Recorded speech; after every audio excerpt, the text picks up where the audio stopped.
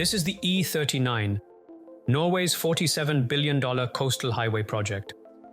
But this isn't just any road. It's a network of tunnels that will float beneath the Norwegian Sea, suspended 300 to 400 meters below the surface, connecting the country like never before.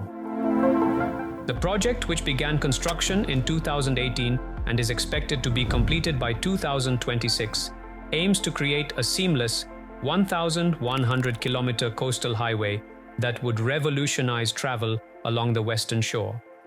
But how on earth is Norway planning to pull this off? And what could it mean for the future of Norway's transportation?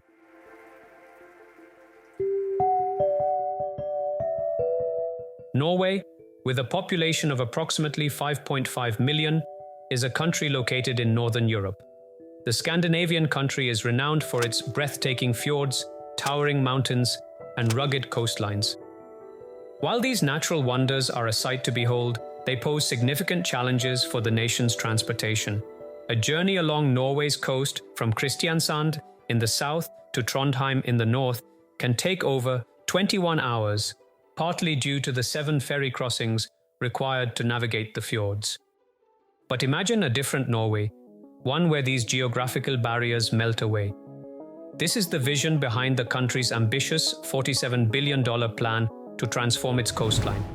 For instance, the trip from Kristiansand to Trondheim, which currently takes about 21 hours and requires 7 ferry crossings, could be completed in just 10.5 hours without a single ferry. But achieving this vision isn't easy. However, the solution lies in building a series of groundbreaking underwater highways, starting with one of the most ambitious projects yet, the Rogfast Tunnel. This section will connect Stavanger and Haugesund, cutting through some of Norway's most challenging landscapes.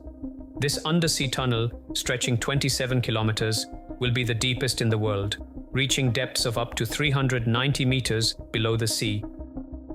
But perhaps the most ambitious crossing will be at Sognefjord, Norway's largest and deepest fjord, which is over 3.7 kilometers wide and 1.3 kilometers deep. This area is crucial because of its size and strategic location, where 2 options are being considered: a suspension bridge with towers anchored to the seafloor, or a submerged floating tunnel that would allow cars to travel under the fjord while ships pass overhead. But how exactly does Norway plan to achieve this seemingly impossible feat?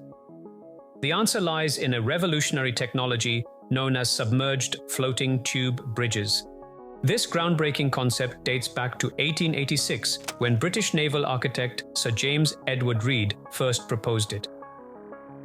Norway has been studying this idea since 1923, but only now are technological advancements making it possible to turn theory into reality.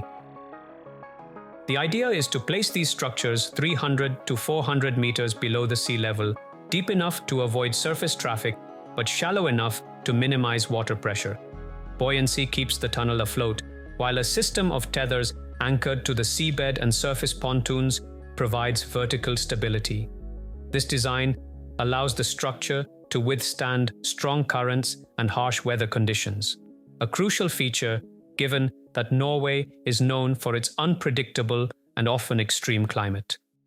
However, this transformation is not without its tensions. Traditional ways of life, particularly in the fishing industry, are facing disruption. The easier access to markets is a double-edged sword, bringing both opportunities and increased competition. Coastal areas, once considered remote, are becoming increasingly attractive for both residential and commercial development.